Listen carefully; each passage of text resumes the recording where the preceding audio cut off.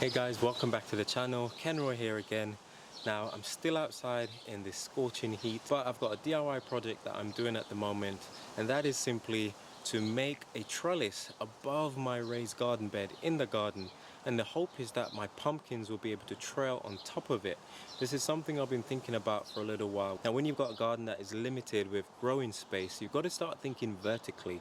And we absolutely love growing pumpkins. Every year I grow a ton of them where possible, but one thing that's always a limiting factor, and that is space. And so this year I'm going to be trying something a bit different. We've got our pumpkins already starting to trail, and what I'm actually thinking of doing is to make some trellis above where our pumpkins are growing.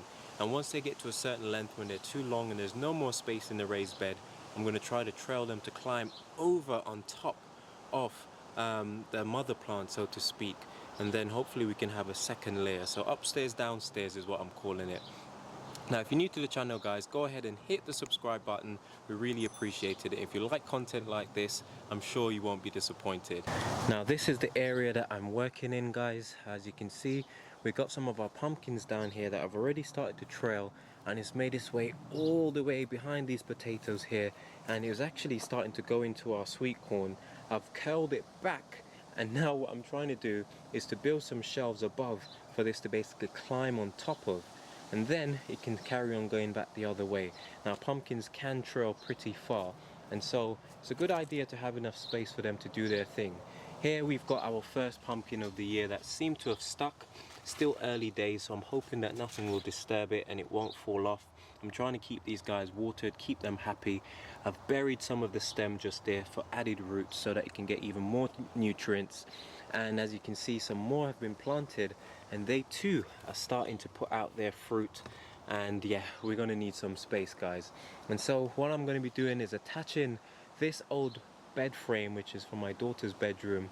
We're going to be using it as a trellis, so it's just going to be sitting on that fence there, utilizing the space above. And hopefully pumpkin vines like this little guy wants to trail up and go through and then onto a second level. You know what I mean? That sounds like a good plan to me. Well, in theory anyway. Ideally it would have been great to have multiple frames going across the top here, but for now I'll just work with what I've got. I've also got another frame over here which I may well use. This is a slightly smaller one from my daughter's cot bed, this side up. Oh baby, Disney. So we're going to be using probably both of these to maximize the space that we have. Now unfortunately this frame here is just a little bit too long, and so I'm going to be cutting this. Now I don't know if I'm going to be cutting it down the middle into two separate pieces, and then put in one piece in each bay, or perhaps I'll just cut the two little ladders off and then make it perfect for each one of these fence panels here. I think I might end up going that route, and then this smaller one will definitely fit in one of the other sections. So come along with me guys with my craziness. This is what I'm going to be doing now, so hopefully guys it will come out in the way in which I hope.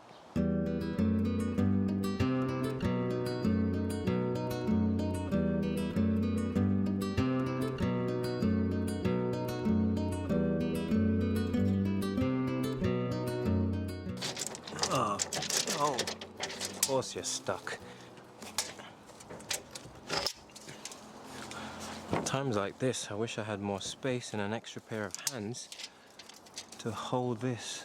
I want to get the measurement of how much it is between these two concrete posts and not the actual fence itself. So if we give ourselves some breathing room, we'll say 179. 180, but let's say 179. Don't try this at home guys. So we've got one of these panels here that's actually broken, so we'll probably replace it with one of these just to make sure it looks nice. I mean, aesthetics in the garden guys, really important. So we're looking at 180, so I need to cut off around this much. I'll do each side, and I'm just going to be using a normal hand saw to make the cut. Get it nice and square using my square, and once I'm happy we can get cutting. Okay, so that's that side, and we'll do the same on the other one. Before I cut this one off, I'm just going to remove this slat, Pretty straightforward because they were just screwed in. Just like that. What I'm actually doing is using this slat that was just taken off to replace this one here, which is broken. Clever, right? He says. Let's get that in the same hole to line up.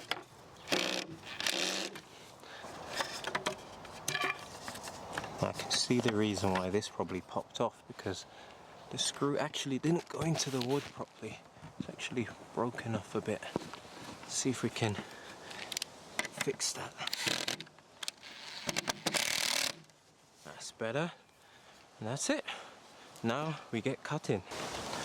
Now I'm not removing a lot.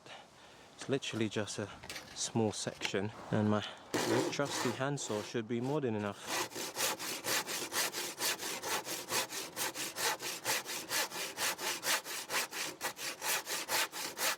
Okay guys, so it just dawned on me that I don't actually need to cut both sides off. I just need the section that goes against the fence. So I'm just going to try it now. Try not to break the remainder of these slats. Gonna lift it into place and see how we're looking. So you should go there. Oh, look at that. That's not bad. So now all you'll need is some stakes, one on that side, one on this side, into the ground, and that will literally just sit like that, and we'll have upstairs, downstairs, guys. Nice little pumpkin apartment, or whatever else we might plant here next year. Now I'm well aware that all of this paint is going to strip back whatever they've used to coat this, and this is just pine wood. So what I'm probably going to do after the growing season is take this off, he says, and actually give it a coat of wood preserve to try and keep it so that it'll be nice and strong for the years to come. So at least get a good few seasons out of this before the wood gets too knackered. Whether or not I'll be able to store this away in the shed, that's another story, as space is limited, to protect it from the elements, especially through winter. But I mean, this shelf is looking pretty good. Now I need to figure out some way of getting my measurements so I can basically drop it down. So let's get this bad boy off. Oh, that's heavy. Okay, and I've got some of this treated timber, which are some offcuts from roof battens. It's always good to have spare pieces of wood lying around, guys. You never know when you're going to need some. And what I'm going to be doing, trying not to step on my peas. I'm not sure what kind of peas I've got planted just down below here. It might be red peas or some more of these dwarf white beans that we had. Anyway, I digress. Let's get a measurement on how much I'll need for my stake. What I'll do, I'll cut them a bit longer just to be rough. So that's around 850 mils. So if we give ourselves an extra 100 mils, so let's call it 950. Let's just go to a meter. If anything, we'll just stake it into the ground anyway. So we need a meter to 1 meter pole to attach as our legs. How long is this? A meter and a bit.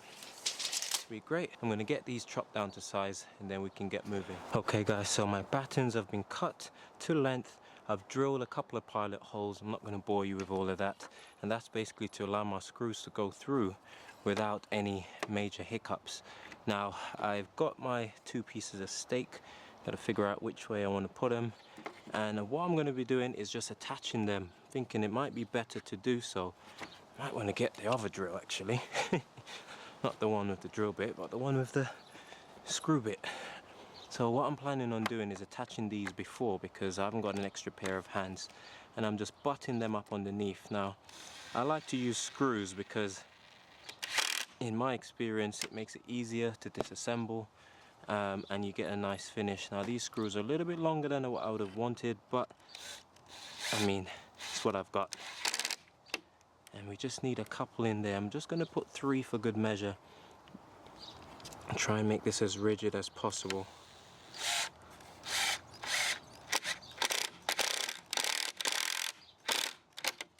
Okay, there is a bit of wobble there, but there's not much I can do. What I may have to do is just to build a bracket across just to try and support that, but I'll worry about that later. Let's just get these in. Now once it's on there, guys, I don't think we'll need to worry about whether or not it's going to be moving much, in my experience, because it's just going to have more of a downward force. But if I do need that cross support, cross bracket, then I'll certainly do so. Now I was saying that I tend to use screws, although it's a bit more expensive to use screws as opposed to nails. It just gives you that flexibility so you can chop and change as you will. And that's it, our stakes are in. The stakes are high. Right, now I need you guys to give me a hand to lift this into place. Oh, I tell you what, it's a good thing I'm tall, or else this might be a bit of an issue. Okay. Man, it's hot today. Woo! Alright, let's go, guys. Wish me luck. Now, I know the front stakes are going to be a lot taller. And well done, Kenroy. You've made the stakes land right where your broad beans are. Terrific. Okay, so this is the thing I was worried about, whether or not I'll be able to get it in the ground to try and hammer this down. Using my body weight. Let's see how we get on first. Just to make it nice and square and flush. Move these out the way. Okay, so this definitely needs to be hammered in. I need to grab myself a hammer, guys. Let's improvise.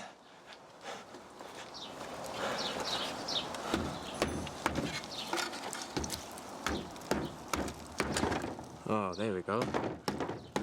That's what we needed.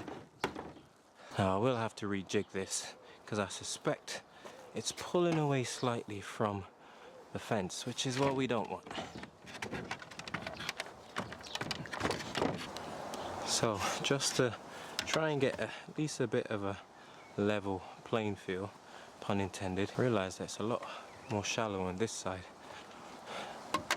Let's see how we're looking from front to back. Yeah, it's a lot higher this way, so let me just slacken that ever so much.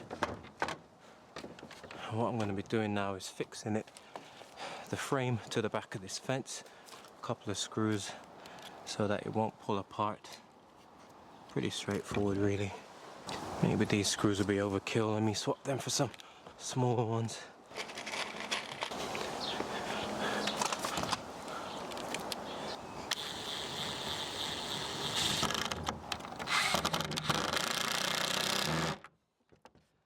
That's it, that's one down. Let's do the same on the other side, guys.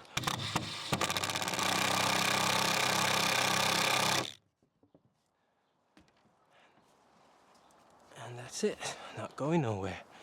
Now I need to just readjust the heights of this. So a lot lower on this end, must be because of the soil level. Okay guys, so here you have it. Our trellis is complete, using or reusing some old bed frames that was destined for the skip. And hopefully once my pumpkins get a bit longer, I'm going to try and start trailing them on top of here so that they have an extra few meters of running. I'm going to do the exact same thing over on that side over there with my smaller bed frame, but I thought I'd just show you guys how it looked now that I've done the first one. Underneath we're growing some shorter crops like our peas, our broad beans, and of course our pumpkins are coming through underneath. So stick around guys, I'm going to be showing you what it looks like in a few weeks once all of these pumpkins start to trail. Okay guys, we've got our first sunflower that is blooming, which is amazing. We haven't planted too many this year, a few dotted around the place. It's been around 3 days since we've had that trellis built, that climbing frame for our pumpkins, and just to create a bit of space between the ones at the bottom.